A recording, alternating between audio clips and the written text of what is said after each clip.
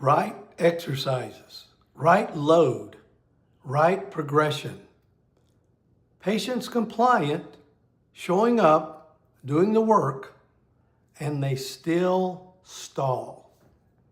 Here's the part most rehab training skips, and it has nothing to do with your program design. Exercise creates stress on the body. That's not a problem.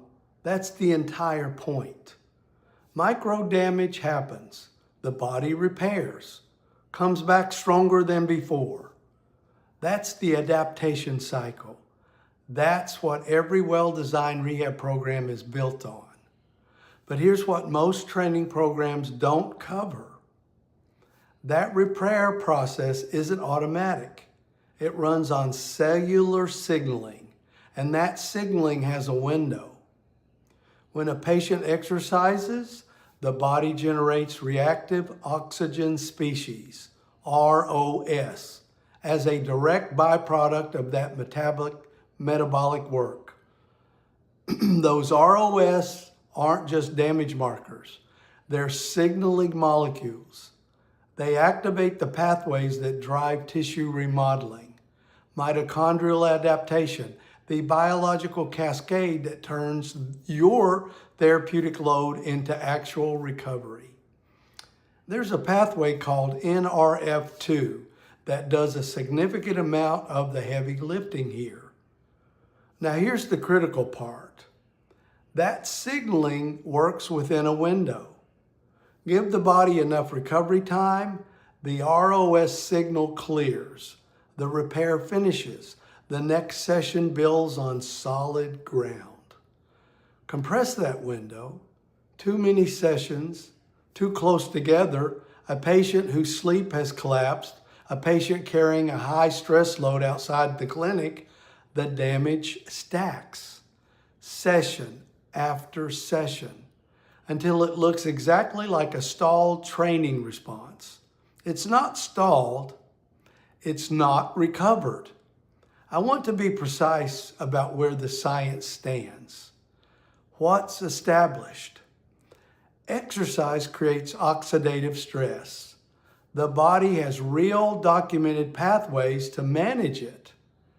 ROS as signaling molecules, NRF2 activation, mitochondrial biogenesis driven by redox sensitive gene expression, that's not exploratory.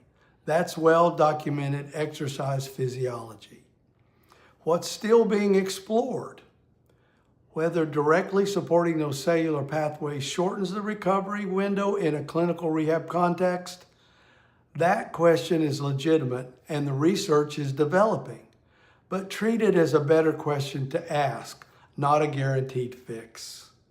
And to be clear, nothing in this video treats an injury. We're talking about structure and function, supporting normal recovery processes, nothing more. A patient plateaus right on schedule. Week 4, week 5, almost predictable.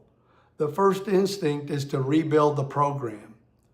Better question first, is this actually a recovery timing problem wearing a training response costume? Look at the chart. How many sessions in the last 2 weeks?